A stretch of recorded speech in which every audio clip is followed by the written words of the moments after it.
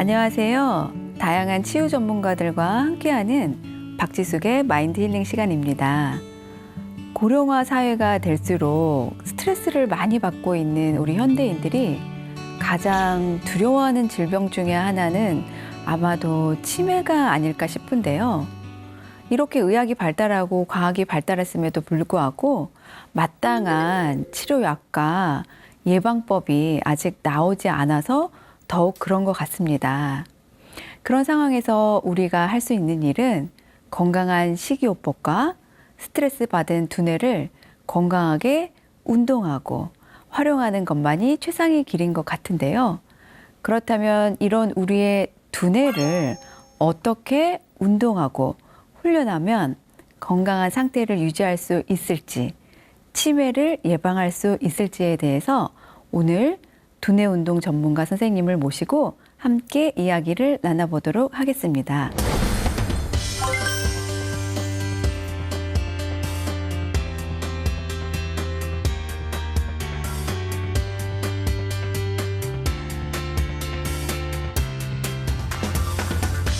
노인성 치매는 말 그대로 뇌의 노화가 시작되면서부터 일어나는 일들이라고 볼 수 있어요. 나이가 들면서 뇌 세포들은 이제 계속 사라지게 되거든요. 지금 이 순간에도 제 뇌 세포들이 하나씩 사라지고 있을 텐데요. 100, 97, 97, 94, 94, 91, 91, 88, 88, 85, 70. 70. 네. 어머, 근데 저는 손가락이 똑같아져 버렸어요. 아, 저는 나가서 멍 때립니다. 이런 말씀들을 많이 하세요. 네. 근데 멍 때리는 거는 어떻게 생각하시나요? 뇌에서 이것들을 활동한 에너지가 떨어졌다는 신호거든요. 휴식이 필요하다는 신호기 때문에 그때는 잠깐 쉬어주는 시간들이 이제 필요한 거고요. 두뇌를 좋게 만들기 위해서 나쁜 것들을 빼주시는 게 필요하거든요. 그중에 첫 번째는 핸드폰이라고 볼 수 있는데요. 뭐니 해도 핸드폰이군요. 네, 핸드폰은 사실 안녕하세요, 선생님. 반갑습니다. 간단하게 자기소개 부탁드립니다. 안녕하세요. 어제보다 더 젊은 오늘을 만들어주는 두뇌 운동을 소개시켜드릴 두뇌 운동 전문가 유영이라고 합니다. 아, 어제보다 오늘을 더 젊은 두뇌를 만들어주신다. 아, 정말 흥미로운 얘기인데요. 네. 혹시 그러면은 그 두뇌 운동이라는 것이 우리 흔히 뭐 바둑도 두고 뭐 이렇게 운동도 하고 뭐 이런 거 하시잖아요. 네. 그런 것과 비슷한 원리일까요? 고스톱도 치고 뭐 이러는데? 두뇌를 사용한다는 점은 같은 맥락이라고 볼 수 있는데요. 저희가 몸을 움직임으로써 두뇌에 직접적인 자극을 주는 운동의 형태로 네. 고스톱이나 게임처럼 사고만 하는 것과는 좀 다른 형태라고 볼 수 있어요. 아, 네. 그리고 우리가 고스톱이나 게임이나 뭐 바둑 같은 경우는 상대가 있어야 조금 더 재미있게 진행을 할 수가 네, 있잖아요. 네, 네. 근데 저희가 지금 소개시켜드릴 운동은 네. 상대가 없이 혼자서도 할 수 있는 조금 더 효율적인 운동이라고 볼 수 있고 네. 게임에 졌을 때 기분 나쁠 일도 없어요. 아, 네. 그러면은 이제 혼자서 어떤 두뇌를 운동을 함으로써 치매를 예방할 수 있다 이런 얘기 같은데요. 네, 치매 중에 이제 저희가 바라보는 거는 노인성 치매를 이제 얘기를 하는데 노인성 치매는 말 그대로 뇌의 노화가 시작되면서부터 일어나는 네. 일들이라고 볼 수 있어요. 그럼 뇌가 노화가 되지 않게끔 우리가 어떠한 영향력을 펼칠 수 있는 건 아니고 그 노화가 천천히 올 수 있게끔 네. 천천히 받아들일 수 있게끔 진행하는 거라고 보시면 좋을 것 같아요. 네.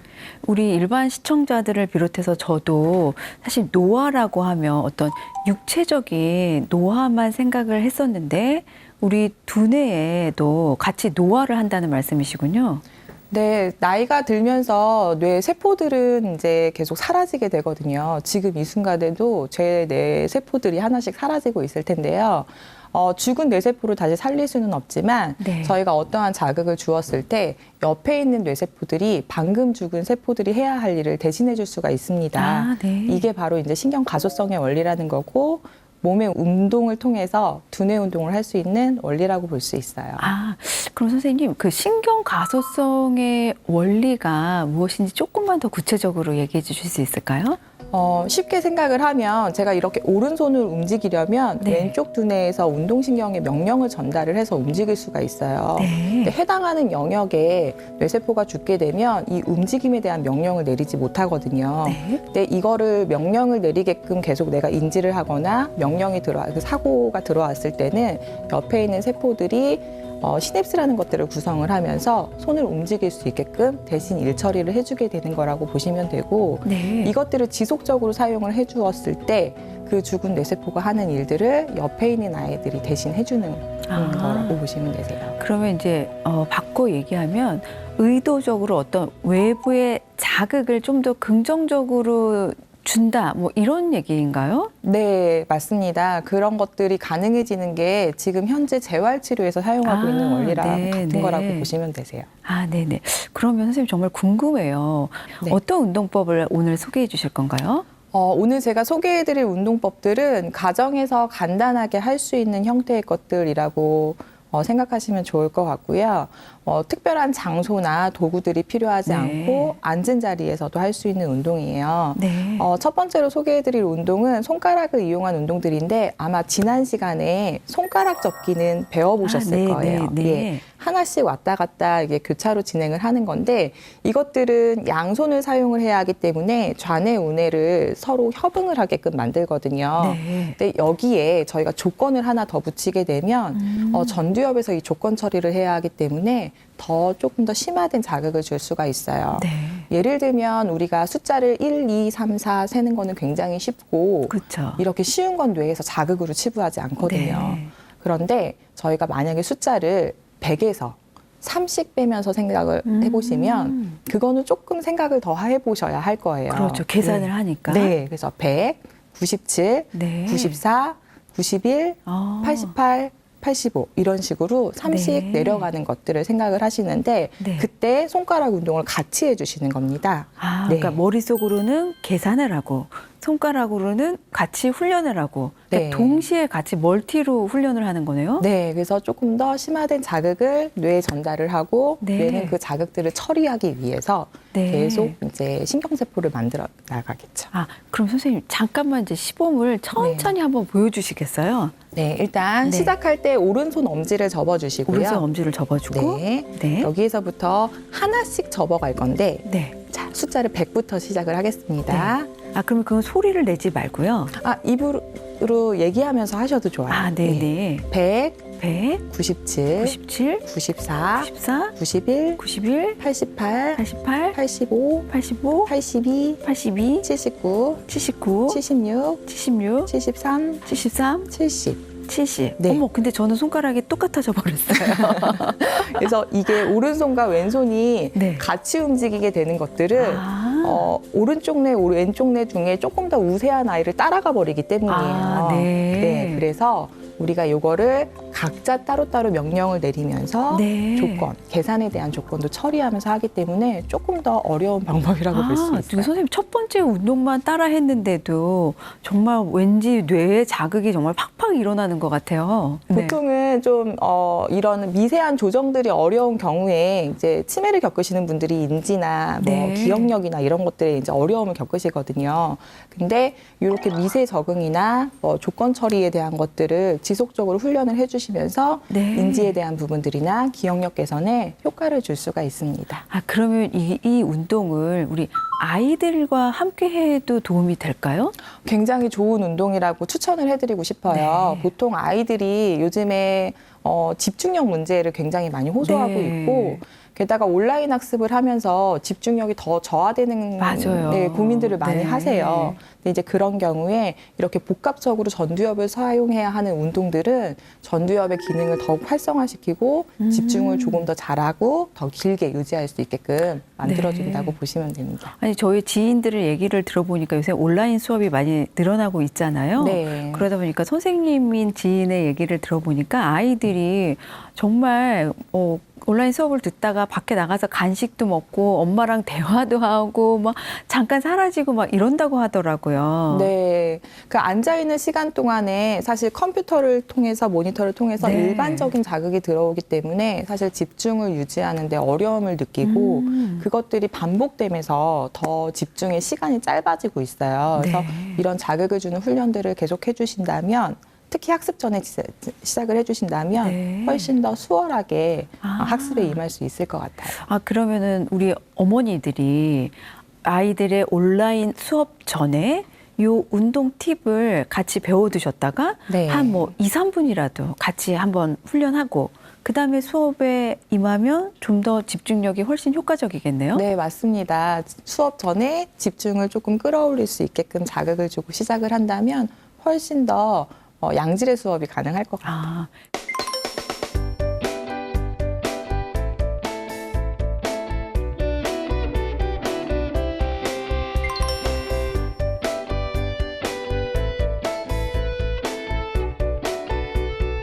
그러면은 우리 엄마들이 더 궁금한 게 있을 것 같아요. 네. 이렇게 이 운동을 하고 수업을 하면 집중력이 높아진다고 하니까 시험 치기 전에는 어떤 동작을 하면 도움이 될까요?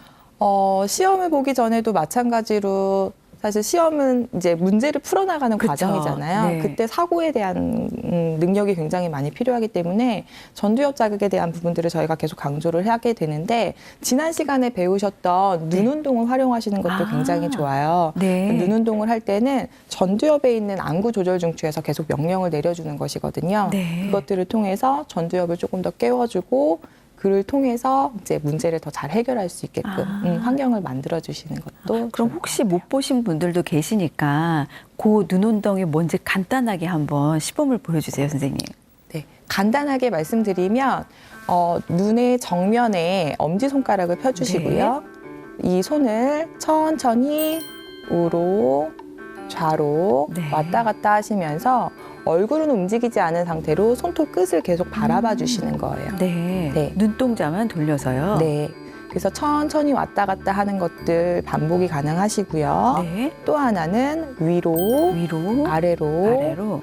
위로, 아래로. 네. 네. 이런 방법이 있으시고 네. 그다음에 우리 아이들이 가장 많이 시험에서 실수하는 게 문제를 잘못 읽는 경우가 굉장히 많아요. 네. 옳지 않은 것을 고르시온데 옳은 것을 맞아요. 골라버린다거나 네. 모두 고르시온데 하나만 체크해버린다거나 그것들은 문제를 읽을 때 내가 글을 쭉 따라가는 힘이 부족하기 아, 때문에 네. 빠뜨리고 읽어서 생기는 네. 문제들이거든요. 그래서 지금 해주신 이런 추적 운동을 통해서 읽기에 대한 능력이 개선이 될 수가 있고요. 네. 또 하나는 초점을 잘 맞춰서 보는 것도 굉장히 중요해요. 아, 네네. 그래서 그것들을 위해서는 아까 말씀드린 대로 엄지손톱을 네. 눈 앞으로 모았다가 아, 다시 멀어질 때까지 네. 네, 지속해서 봐주시는 건데 요즘 아이들 대부분 이 협응이 좀 많이 어려운 편이에요. 네. 그래서 눈 모으기는 우리 어머님, 아버님들한테도 좋은 운동이지만 네. 아이들한테도 굉장히 필요한 운동이라고 아. 볼 수 있어요. 그러면 우리가 가족들이랑 같이 서로 마주보고 이렇게 테스트를 할 때 네. 눈 모으기가 잘 안 될 때는 나의 두뇌에 어떤 기능이 떨어져 있다라는 거군요. 네, 조금 간단하게 설명드리면 이렇게 눈을 모아줬을 때는 검은색 눈동자가 이렇게 같이 모아져야 그쵸. 되거든요. 네. 근데 요즘 아이들 대부분이 오른쪽 눈동자는 잘 오는데 왼쪽 아. 눈동자는 이렇게 오다가 통 놓쳐버리는 경우들이 있어요. 네, 네. 그럼 왼쪽에 있는 눈동자를 모아주는 오른쪽에서 명령을 내리는데 힘이 부족하다라고 볼 수 있거든요. 네. 그래서 왼쪽 눈동자가 유독 안 되는 경우에는 아. 한쪽 눈을 가려주시고 네. 네 번째 손가락까지 엄지가 와준 상태에서 이렇게 오는 거를 따로 연습을 해주신 다음에 그러니까 왼쪽 눈을 자꾸 훈련을 시키라는 네, 거죠. 그렇죠. 네. 왼쪽이 혼자 일할 때 조금 더 과하게 시켜서 이거를 연습을 해준 다음에 네. 꼭 같이 하는 걸 다시 해주셔야 해요. 아, 네. 그럼 왼쪽 눈을 혼자만 단독으로 자꾸 훈련을 시켜서 오른쪽 뇌를 자극하라. 이 말씀이신 거죠? 네, 간단하게 설명드리면 그렇습니다. 아, 네. 아니, 우리 학부모님들이나 혹은 뭐 시니어 여러분들이 누구나 다 집에서 이거는 쉽게 활용하시면서도 효과는 아주 만점일 것 같습니다. 네, 맞습니다. 그래서 전두엽 운동을 통해서 사실은 우리가 뭐 눈으로 뭐 어떤 거를 잘 보게 만드는 것이 아니라 전두엽이 하고 있는 수많은 기능들을 해낼 수 있는 일꾼을 네. 만드는 개념이라고 보시면 좋을 것 네. 같아요. 정말 중요한 말씀해 주셨는데 네. 그 외에 또 어떤 방법의 운동이 있을까요? 지난 시간에도 배우셨겠지만 손가락으로 코 이렇게 잡는 거, 네. 이렇게 왔다 갔다 하는 것도 네, 배우셨을 거고요. 이거와 마찬가지로 손의 통합과 미세 운동 조절에 필요한 것들이 노래도 있었어요. 네. Baby One More Time이라고 아. 이런 노래도 있었는데 이제 양쪽에서 손가락이 와서 정확하게 네. 마주쳐야 되는 거군요. 마주칠 수 있게끔. 네. 미세 운동 조절이 어려우신 분들 네. 그리고 좌우의 기능이 차이가 나는 경우에는 요거를 정확하게 앞에 와서 맞추기가 조금 어려울 수 있어요. 저도 이렇게 하다가 앞에서 왠지 멈칫하게 되는 것 네, 같아요. 잘 맞을까 싶어서.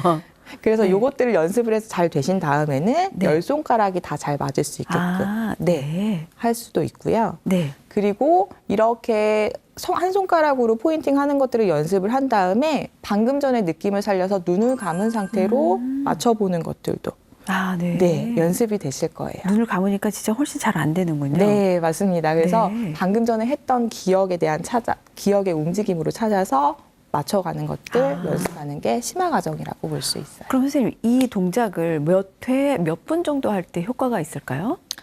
딱히 정해진 건 없고요. 저희가 보통은 한 세트에 한 10번 정도를 말씀을 드리고 눈 운동이고 손가락 운동이고 다 3세트 정도 하는 것들을 권해드리긴 해요. 네. 근데 사실 일상생활을 하다 보면 이것들을 계속 뭐 10번씩 3번 맞춰서 하는 것들이 쉽지가 않아요. 네. 그래서 저는 일상에서 이것들을 좀 쉽게 적용할 수 있게끔 뭐 밥 먹고 나서 눈 운동 10번 그다음에 뭐 TV 보실 때 광고 나올 때 네. 손가락 운동 10번 아니면 화장실에서 네. 뭐 손가락 운동 10번 이런 식으로 나만의 패턴을 만들면 오늘 운동해야지라고 생각을 하지 않아도 하루가 끝났을 때 내가 몇 번의 운동을 이미 끝내놓은 네. 상황이 이제 이루어질 수 있어요.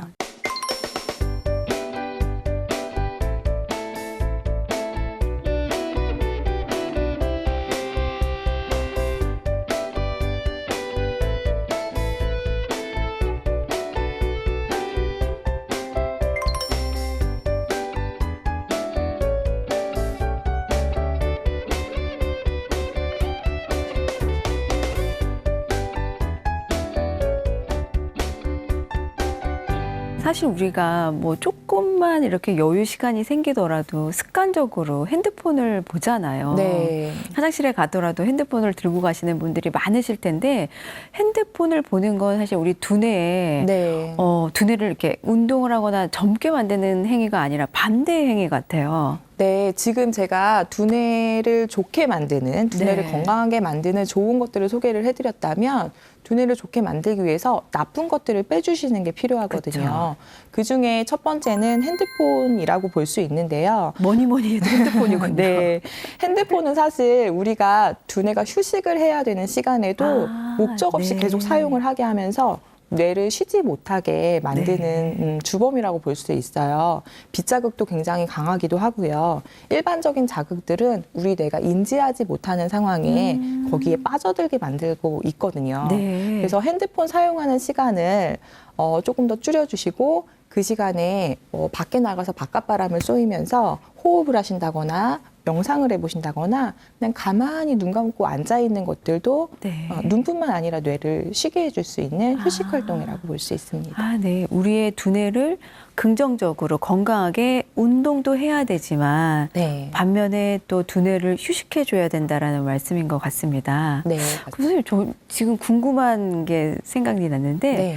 우리 흔히 요새 뭐 멍 때리기 대회도 있고 네. 멍을 때린다는 말들을 자주 하시잖아요. 네. 근데 직장인들이 너무나 이제 힘들고 머리가 아프다 보니까 가끔씩 어떻게 휴식을 취하세요 하면 저는 나가서 멍 때립니다. 이런 말씀들을 많이 하세요. 네. 근데 멍 때리는 거는 어떻게 생각하시나요? 두 가지 개념으로 볼 수가 있을 것 같은데요. 일단 업무를 하다가 아니면 학생들이 학습을 하다가 중간에 자꾸 집중이 안 되고 멍 때리고 있는 상황들은 네. 그만큼 내가 내 뇌에서 이것들을 활동한 에너지가 떨어졌다는 신호거든요. 휴식이 필요하다는 신호기 때문에 그때는 잠깐 쉬어주는 시간들이 이제 필요한 거고요. 두 번째로는 본인이 그 스트레스에 시달리다가 업무 강도에 시달리다가 밖에 나가서 멍 때리고 옵니다는 그 휴식을 실천하는 개념으로 보실 수도 있을 것 같아요.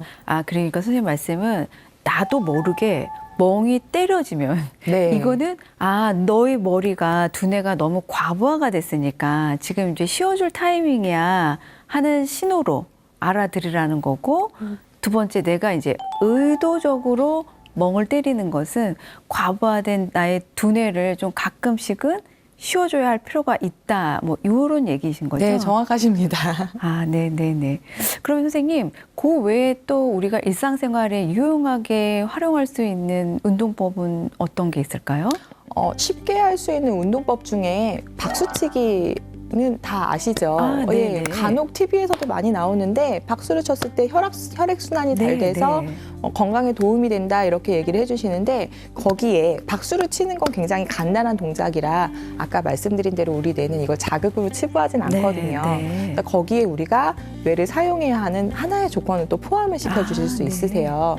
요즘 핸드폰 어플에 보시면 메트로놈이라는 그 박자를 맞춰주는 그게 전자식으로 나온 것들이 있는데 그 피아노 칠 때 이렇게 똑딱 이렇게 박자 맞춰주는 기계요? 예, 맞습니다. 그래서 그 박자에 맞춰서 박수를 치는 것들. 그래서 소리를 듣고 박수를 칠 때 내가 청각 처리하는 반응 속도를 처리를 해야 되고 그거에 대한 타이밍을 예측하고 정확하게 맞추는 것들을 조절을 함으로써 전두엽을 또 많이 사용을 해주어야 해요. 그래서 이렇게 박자를 맞춰주시는 방법들이 있고 간혹 소리를 낼 수 없는 환경들도 있어요. 그러면 이제 바늘이 있는 시계 보시고요.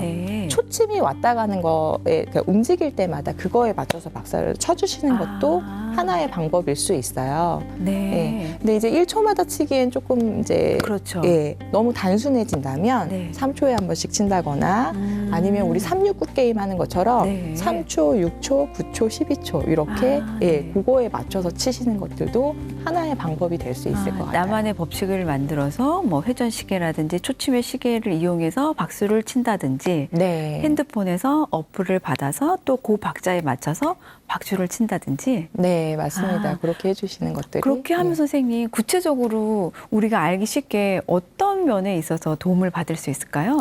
그러니까 노인성 치매를 겪으시는 분들 대부분 진압력에 대한 부분들의 어려움을 겪으시고요. 그리고 인지나 기억력에 대한 어려움들을 겪으시게 되는데 이렇게 사용하는 것들은 제가 전두엽에 대한 말씀을 계속 드렸지만 전두엽 혼자만 단일하게 일을 하는 것들은 아니거든요. 그래서 지속적으로 뇌에 어떠한 자극들을 처리하게 일을 줌으로써 일꾼이 생겨나게 되고 기억력에 대한 개선이나 아니면 진압력에 대한 이해 특히 박자를 맞추는 거 리듬감에 대한 부분들은 노인들이 될수록 조금 더 어려워하세요. 그래서 이런 것들을 통해서 박자감이나 리듬감이 개선이 되면 운동 조절에도 영향을 줄 수가 있습니다. 그래서 보행이나 이런 문제에 어려움이 있으신 분들은 이런 것들을 통해서 조금은 개선이 될 수 있는 효과를 보실 수 있으세요.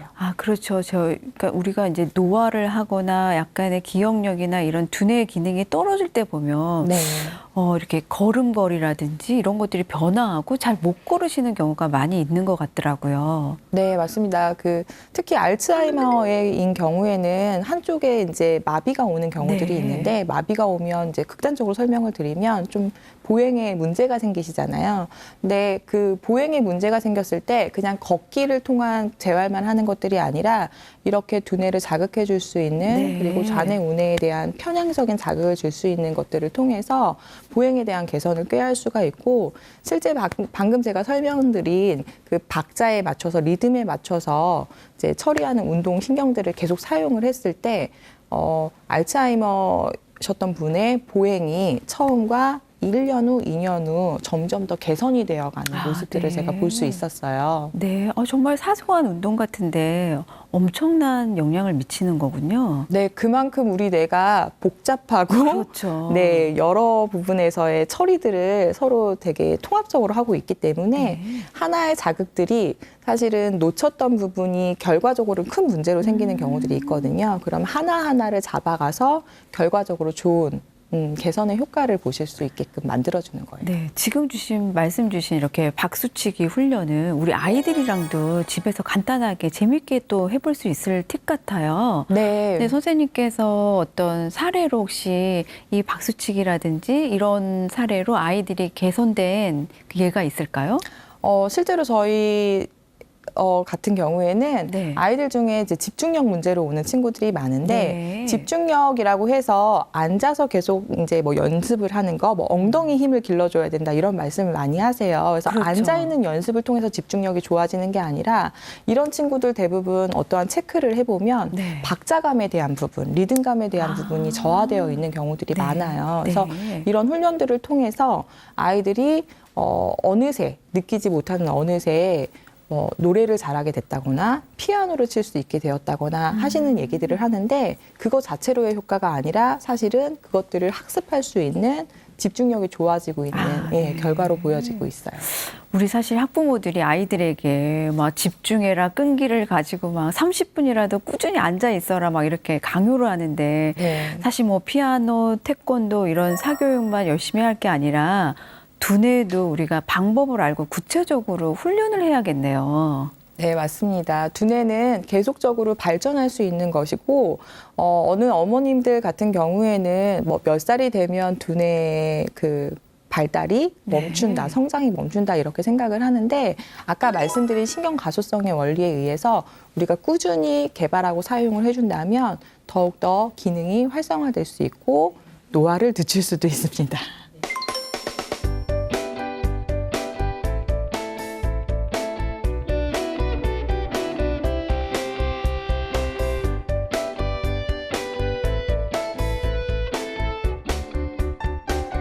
그럼 선생님, 지금까지 이제 우리가 어떤 간단한 어떤 손 동작이라든지 눈을 이용해 가지고 두뇌를 훈련하는 방법을 알려주셨는데 그 외에 혹시 어떤 뭐 식이요법이라든지 이런 것들을 통해서 두뇌에 도움이 되거나 아니면 우리가 멀리 해야 될 거 이런 팁이 있을까요? 두뇌에 도움이 되는 자극을 주어서 두뇌의 기능을 올렸다면 두뇌에 그러니까 좋지 않은 영향을 주는 것들을 빼주는 게 필요한데 식이에서 가장 중요한 것들이 밀가루, 우유, 탄수화물을 포함한 많은 당이 들어간 음식들이 네. 대표적이라고 볼 수 있어요.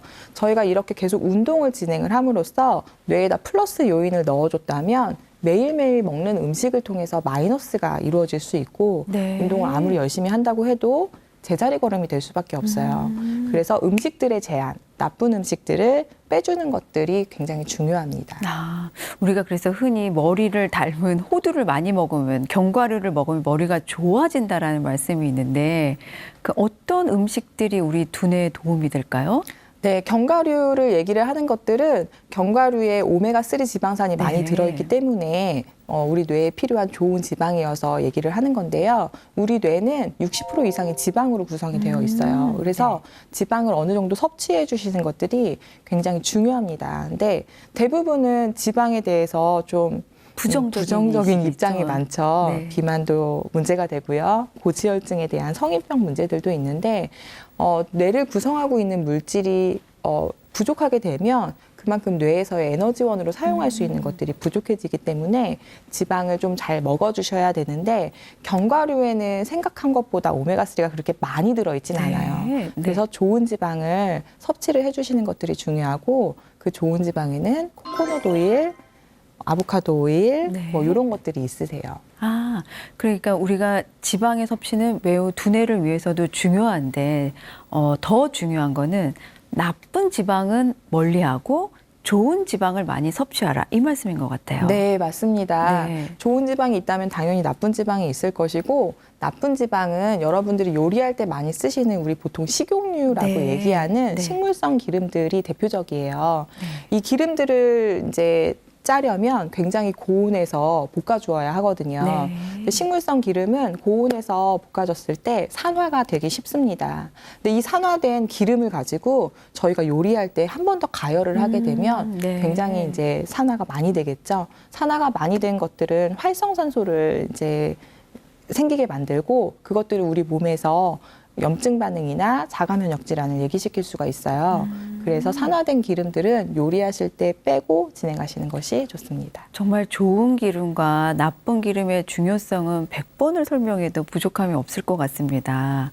네, 좋은 기름 뭐뭐뭐, 나쁜 기름 뭐뭐뭐 다시 한 번만 설명해 주세요. 네, 좋은 기름에는 코코넛 오일, 아보카도 오일, 그리고 올리브 오일이 그쵸. 있는데 네. 올리브 오일은 가열점이 낮아서 요리하시는 것보다는 생으로 드시는 것들을 네. 추천을 드리고요. 거기에 들기름도 마찬가지로 저온압착으로 이제 추출된 것들은 생으로 먹는 것들을 권해드리고 있어요. 제가 이렇게 보니까 그 산패 정도를 측정하는 용지들도 판매를 하기는 네. 하더라고요. 네. 그래서 그런 거 한번 이용해 보시는 것도 좋으실 것 같아요. 그러면 좋은 기름인지 말씀해 주셨고 우리가 가급적이면 피해야 할 기름은 뭐 마가린, 식용유, 또 네. 카놀라유 뭐 이런 것들인 거죠? 네, 뭐 포도씨유, 해바라기 씨유, 그래서 많이 이제 알고 계시는 그 식용유라고 네. 하는 식물성 지방들이 이제 빠져야 되는 나쁜 기름이고요.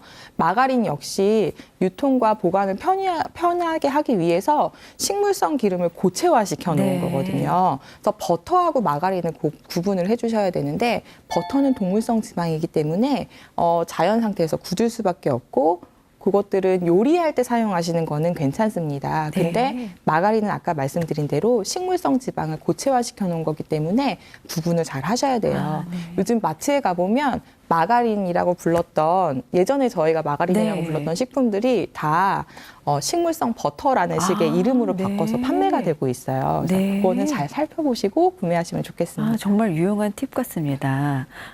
그러면 또 혹시 어떤 우리 음식 중에 또 주의할 만한 사항 혹시 있을까요? 아까 앞전에 잠깐 말씀드렸는데 밀가루, 무유 네. 들어가는 음식 그리고 탄수화물을 포함한 많은 당들은 우리 장내 환경을 유해균이 서식하기 좋은 것들로 계속 유지를 네. 시켜주거든요. 그래서 밀가루에 들어있는 글루텐 단백질, 우유에 들어있는 카제인 단백질 그리고 탄수화물을 포함한 당. 네. 당은 어떤 건지 아시죠? 네, 예, 네. 우리가 보통 설탕이라고 얘기하는 당들을 얘기를 하는데 이것들을 제한하는 시기가 굉장히 중요합니다. 네. 실제로 이런 것들이 많이 노출이 되었다가 제가 말씀드리는 방법대로 제한을 하셨을 때 한 달 만에 뭐 피부에 뾰루지가 들어가신다거나 네. 살이 좀 빠지신다거나 속이 좀 편해지셨다라고 얘기하시는 분들이 많이 있으시고요. 그리고 뭐 설사라든지 변비라든지 이런 증상에 대한 개선들이 좀 훨씬 더 좋아졌다 얘기하시는 분들도 훨씬 많으세요. 지금 우리가 이제 피해야 할 음식들 중에는 가만히 들어보니까 사실 어떤 중독성을 일으키는 요소들이 많은 것 같아요. 당이라든지 탄수화물 이런 거는 또 밀가루 이런 것들은 네. 한번 저희가 맛을 보면 정말 끊을래야 끊을 수가 없잖아요. 그래서 습관적으로 자꾸 찾게 되는데요. 네. 그래서 제가 식이에 대한 부분들을 제안을 드렸을 때 대부분은 네. 이제 그거 안 먹고 어떻게 살아요? 그럼 먹을 게 없어요. 라는 얘기를 많이 하세요.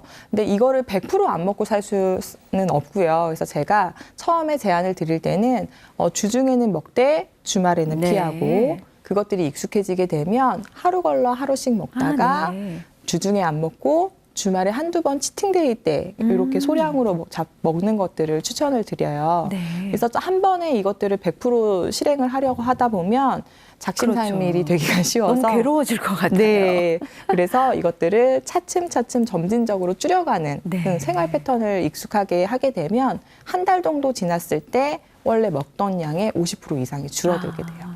네, 우리가 식이요법만 바꿔도 두뇌가 건강해진다. 그래서 역시 이제 식이요법을 바꾸면 가장 첫 번째로 장이 좋아질 거고 장이 제2의 뇌라고 하는 말이 맞군요. 네, 맞습니다. 장내 환경이 좋지 않은 경우에는 그곳에서 생겨난 독소들이 뇌에 가서 염증 반응을 만들기 때문에 뇌의 기능이 저하되는 아주 나쁜 요인이라고 볼 수 있거든요. 그래서 먹는 것들의 관리가 사실은 무엇보다도 중요하다고 볼 수 있어요. 그러면 선생님, 우리 많은 현대인들이 아까도 말씀드렸지만 밀가루 끊기는 정말 힘들 것 같아요. 네. 그래서 저도 뭐 치팅데이도 마련해보고 뭐 일주일에 한 번만 먹자 이렇게 약속은 정해놓고 하는데 그게 잘 사실은 안 지켜지거든요. 네. 그래서 밀가루로 혹시 대체할 만한 음식이 뭐가 있을까요? 요즘 사람들이 제일 좋아하는 음식들 중에 밀가루가 안 들어가는 것들은 네. 없죠. 그중에 대표적인 게 떡볶이인데요. 네. 떡볶이가 사실 쌀떡볶이하고 밀떡볶이하고 두 개로 나뉘어요. 네. 그래서 쌀떡볶이 위주로 섭취를 해주시는 것들이 한 방법이고 그 속에 들어가는 어묵 역시 밀가루가 들어간 제품, 밀가루가 안 들어간 제품들이 있어요. 네. 그래서 사 드실 때는 쌀떡볶이에서 떡볶이 위주로 드시고 집에서 만들어 주실 때는 그렇게 재료들을 이제 밀가루가 들어가지 않은 것들을 이용해서 해주시는 것도 하나의 방법이고 탕수육도 마찬가지로 찹쌀 탕수육이란 것들이 네, 있어요. 그래서 네. 그런 제품 이용해 주시는 것도 하나의 방법이에요. 네. 그리고 이제 면 요리를 좋아하는 경우가 제일 문제가 되는데 네. 사실 쌀국수는 또 아이들이나 어른들 중에도 호불호가 좀 많이 갈려서 제가 좀 많이 찾아봤는데 라면 중에는 밀가루가 안 들어가는 것들은 없더라고요. 네. 그래서 찾은 게 쌀로 만든 소면이 있었어요. 네. 글루텐이 하나도 포함되지 않은 쌀로 만든 소면을 이용해서 뭐 짜장 소스라든지 비빔국수라든지 아니면 파스타 소스를 집에서 이렇게 조리를 해서 네. 면을 그걸로 대체해서 하시는 것들도 방법이고요. 요즘엔 사실 제품들이 좀 많이 다양해진 게 글루텐 프리라고 치면은 파스타 면부터 과자, 빵까지 글루텐이 들어가지 않은 제품들이 시판되고는 있어요. 네. 그럼 글루텐 프리 음식을 찾으면 그 밀가루가 전혀 들어가 있지 않은 음식이라는 말씀인 거죠? 네, 맞습니다. 그래서 그런 것들 이용해 주시는 게 하나의 방법이고 이번 추석 때 제가 전을 부쳤는데요. 네. 전을 부칠 때 밀가루나 부침가루 사용하시잖아요. 그것도 찹쌀가루 이용하셔서 대체하시면 더 좋으실 것 네. 같아요. 그런 팁도 알아두면 정말 유용할 것 같아요. 네. 근데 이제 떡볶이 같은 거 할 때는 사실 이제 쌀떡볶이를 먹어도 제 입맛에는 너무 달더라고요, 다들. 네, 맞아요. 네, 시중에서 파는 게 이제 슈가, 설탕이 많이 들어있어서 또 그게 문제일 것 같은데요. 네, 그래서 그런 경우라면 집에서 조리를 하실 때 설탕 대신 프락토 올리고당으로 당을 좀 대체를 해서 사용하시는 것들이 좋고요. 네. 프락토 올리고당은 이제 장내에서 좋은 균의 먹이가 되는 유일한 식이섬이라고 보실 수 있어요. 그래서 마트에 판매하시는 제품들 사서 드시는 것들을 제가 추천을 드리고 있습니다. 그럼 프락토 올리고당 같은 거는 설탕을 대체할 수 있는 음식이군요. 네, 저는 집에 설탕이 없고요. 프락토 올리고당 하나로 모든 단맛을 대처를 하고 있어요. 그럼 그거는 조금 많이 먹어도 상관없나요? 사실 당이 많아지는 것들은 장에서 뭐 좋은 균에 아니면 나쁜 균에 먹이가 되는 것들 때문에 문제가 되기도 하지만 당이 많아졌을 때 당화작용이라는 것들이 일어나면서 뇌에서의 기능 문제를 야기시킬 수가 있어요. 그래서 당은 어쨌든 일일 섭취량을 어느 정도 제한을 해주시고 조절을 해주시는 게 필요합니다. 뭐 당이 됐던 밀가루가 됐던 본인의 조절 능력이 정말 필요할 것 같습니다. 네, 굉장히 중요한데요. 사실 과자 같은 것도 한 봉지 뜯으면 습관적으로 다 먹게 되잖아요. 네. 그래서 제가 사용하는 방법은 저희 아이한테 제가 사용을 하고 있는데 어떠한 간식이나 무엇을 샀을 때 그걸 뜯어서 몇 개 먹을 건지 소분을 해놓고 남은 것들은 지퍼백에 보관을 하게끔 해요. 네. 근데 이게 어른들도 마찬가지인 게 그냥 앞에서 한 봉지를 뜯어서 무의식결에 맞아요. 다 먹어버리는 네. 것보다는 먹을 만큼 덜어놓고 나머지는 보관을 했다가 네. 다음번에 먹는 식으로 한다라면 섭취량을 줄일 수가 있는 거죠. 예. 그래서 떡볶이 같은 경우도 나는 오늘 3분의 2만 먹겠다, 반만 먹겠다고 이렇게 덜어서 먹어야겠군요. 네, 맞습니다. 이 사람의 뇌라는 것은 이렇게 좋아하는 것들이 있을 때 그걸 계속하고자 하는 욕구가 있기 때문에 덜어놓고 시작을 하시는 게 조절을 하시는데 훨씬 더 수월하실 거예요. 제가 얼마 전에 보니까 재미있는 걸 발견했는데 두부면이라는 것도 있더라고요. 네, 맞아요. 두부면 다이어트 식품으로 많이 이용을 하시는데요. 네. 두부에 들어가는 콩이 사실은 조금 문제가 될 수 있어요. 네. 보통 콩은 GMO 식품이 많기 때문에 자가 면역 질환의 이제 원인이 될 수가 있거든요. 그래서 두부면을 매일매일 섭취하시는 것들은 제한을 하시는 게 좋고 한 번씩 이렇게 면을 먹고 싶을 때 그걸로 대체를 하시는 것들은 하나의 방법이 될 수 있습니다.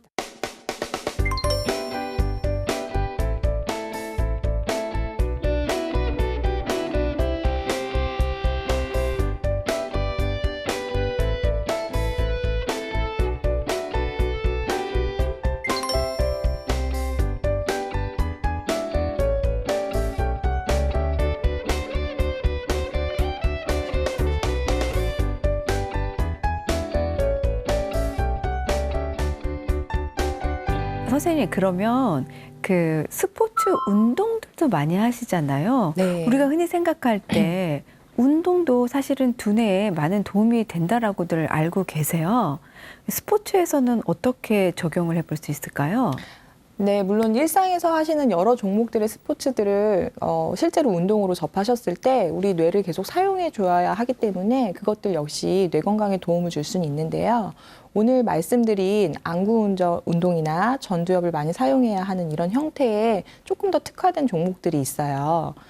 예를 들면 우리가 추적을 잘 할 수 있게끔 아까 안구 운동을 했잖아요. 이걸 내가 생각하지 않았지만 그 운동을 함으로써 실행해질 수 있는 것들의 대표적인 게 배드민턴이나 네. 탁구, 테니스처럼 작은 공이 빠르게 왔다 갔다 하는 형태의 운동들이에요. 이때 우리 눈은 계속 공이 왔다 갔다 하는 것들을 계속 네. 지켜봐 주어야 하고 네. 공이 날아오는 타이밍을 예측을 해서 네. 정확한 시간에 손을 뻗어서 공을 쳐줘야 하는 네, 네. 복합적인 동작이 될 수 있는 거죠. 네. 아, 그렇게 함으로 해서 그것도 두뇌 활동에 도움이 된다. 네, 맞습니다. 그래서 보통 아이들 중에나 아니면 이제 노인들 중에 운동 조절이 쉽지 않은 친구들은 사실 걸거나 뛰면서 어떠한 공을 처리를 하는 것들이 쉽지 않을 수가 있는데요. 이때 테니스나 탁구나 배드민턴은 다리와 손의 움직임이 이제 각자 진행이 될 수 있는데 혹시 축구나 농구처럼 좀 빠른 속도로 뛰면서 하는 것들은 부상의 위험을 줄 수가 있어요. 네. 그래서 밸런스나 운동신경이 조금 좋지 않은 경우에 특히 이렇게 구기 종목들을 활용하실 때 라켓을 활용하는 형태의 운동 먼저 시작하시는 게 훨씬 더 좋습니다. 그럼 선생님, 흔히 우리가 하는 걷기나 뭐 등산 이런 운동은 어떨까요? 걷기와 등산 두 운동 다 사실은 코어 근육과 호흡을 통해서 두뇌에 좋은 영향을 줄 수 있는 형태의 운동인데요. 제가 요즘에 자주 목격하는 게 지하철 타고 이렇게 왔다 갔다 하다 보면 네. 어르신들이 자꾸 계단을 거꾸로 내려가고 계세요. 네. 그중에는 이렇게 손잡이를 잡고 가시는 분들도 계신데 천천히 한 걸음씩 뒤로 내려가시는 것들을 보았을 때 굉장히 마음이 조마조마해요. 네, 너무 위험하죠. 네, 사실 자칫 잘못하면 큰 부상으로 이어질 수가 있어요. 뒤로 걷는 것은 우리가 평소에 사용하지 않는 근육들을 사용하게 네. 하기 때문에 사실 좋은 자극이 될 수 네. 있지만 계단에서 하는 것들은 너무 위험천만한 활동이라고 네. 볼 수 있어요. 그러면 뒤로 걷는 활동은 도움이 되는데 계단에서는 하지 마라. 그럼 어디에서 뒤로 걷기 훈련을 하면 좋을까요? 뒤로 걷기 같은 경우에는 사실 그 보조자가 있을 경우에 하시는 네. 거 훨씬 좋으시고요. 평지에서? 그래서, 네, 평지에서 손을 잡고 한 분은 뒤로, 한 분은 앞으로 그렇게 왔다 갔다 하시면서 진행을 하시거나 아니면 낮은 산을 등산을 하실 때 그럼 약간의 경사가 있는 곳에서 또 뒤로 걷기가 네, 도움이 네. 될 수는 있거든요. 근데 이 역시 마찬가지로 혼자 하시는 것들은 굉장히 위험합니다. 네. 아, 선생님, 그 아까 코어 근육 말씀하시니까 생각이 나는데요. 네. 우리 흔히 이렇게 한쪽 다리를 들고 한쪽 다리로 서 있는 연습들을 많이 하잖아요. 네. 이 동작은 어떤 데 효과가 있을까요? 한쪽 다리로 서 있는 것들은 우리가 두 발로 서 있을 때보다 중심을 잡기에 훨씬 더 어려운 환경을 만들어주는 네, 거예요. 그래서 네. 한쪽 다리로 서 있게 되면 몸의 흔들림이 훨씬 더 많아지고 이것들은 우리 손해하고 전정신경계에서 몸이 넘어지지 않게 중심을 잡으려고 네. 계속 일을 하게끔 만들어주는 하나의 자극이 될 수 있어요. 그래서 넘어지는 것들에 대한 위험만 우리가 배제를 시킬 수 있는 상황이라면 한 발 서기 연습 그리고 한 발 서기가 어려운 경우에는 두 발을 일자로 만들어서 네, 서 있는 연습. 그리고 한 발 서기가 이제는 쉬워졌다 하면 방석 같은 것들 아니면 베개 같은 것들을 밑에 놓고 그 위에서 조금 더 평평하지 않고 조금 더 안정감이 없는 상태에서 중심을 잡는 연습을 하시는 것들이 조금 더 도움이 많이 될 수 있어요. 네. 그러면 그 한쪽 발로 잘 지탱하기 위해서 힘을 주니까 우리 어떤 속 근육, 코어 근육도 단련이 되고 균형을 잡기 위한 그 손에도 단련이 되고 일석이조일 것 같습니다. 네, 맞습니다. 그래서 평소에 사용하지 않던 근육들을 자극을 시켜주는 것 역시 두뇌에 자극이 되는 거고요. 코어 근육은 사실 우리가 계속적으로 중요하게 생각하는 근육이잖아요. 네. 그렇기 때문에 지속적으로 자극을 주어서 강하게 만들어주는 게 필요해요. 또한 밸런스를 자꾸 잡음으로써 우리의 손의 기능이 강화가 되어서 운동 조절에 대한 부분들이 훨씬 더 수월하게 진행될 수 있습니다. 그럼 선생님 한쪽 다리로 이렇게 서 있는 동작은 한 몇 분 정도씩 서 있으면 도움이 될까요? 본인이 할 수 있는 정도까지 보시면 되는데요. 너무 오랜 시간 서 있는 것들은 또 불균형한 자세를 만들어줄 수가 있어요. 네. 그래서 저희가 보통은 한 30초에서 1분 정도 서 있을 수 있는지를 체크를 하고요. 그것들이 가능하다면 발을 바꿔서 그리고 넘어지는 것들에 대한 위험이 없다라면 눈을 감고 해보시는 것들도 네. 하나의 방법입니다. 제가 그 동작을 한번 해보니까요. 저 같은 경우는 예를 들어서 뭐 오른발을 들고 쓸 때 아니면 왼발을 들고 쓸 때 이렇게 그날 컨디션에 따라서 어느 쪽에 잘 서질 때가 있더라고요. 그 네. 차이가 뭘까요? 컨디션의 영향을 굉장히 많이 받기도 하고요. 그리고 내가 중심이 되는 발, 주로 사용하는 우성인 발이 어느 쪽이냐에 따라서 네. 좀 달라질 수도 있고요. 그리고 무게 중심에 따라서도 달라질 수가 있습니다. 우리 몸은 이렇게 서 있을 때 내 무게 중심이 주로 어느 쪽에 가 있냐에 네. 따라서 그거에 반항하는 근육이 좀 더 경직이 되긴 하거든요. 그래서 그게 한쪽으로 무게 중심이 쏠려 있다면 왼쪽이나 앞이나 뒤로 쏠려 있다면 해당하는 발이 아닌 쪽에서의 중심 잡는 게 조금 더 어려워질 수가 있어요. 네, 네.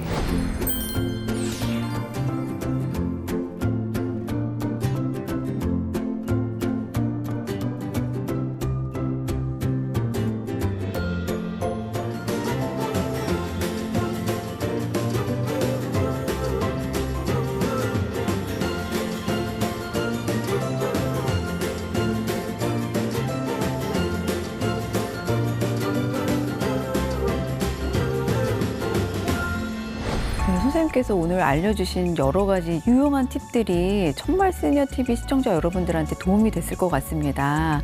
몇 가지 두뇌 운동법도 알려주셨고 그다음에 건강한 식이요법도 알려주셨는데요. 오늘 오랜 시간 내어주셔서 정말 감사드립니다. 감사합니다. 네. 오늘 정말 두뇌에 유용한 좋은 얘기 많이 들은 것 같습니다. 저희 두뇌가 벌써 젊어진 것 같아요. 건강은 습관이라고 하는데요. 여러분들이 매일 세수하고 식사하듯이 두뇌도 습관적으로 운동하셔서 젊은 노후 맞이하시길 바랍니다. 감사합니다, 선생님.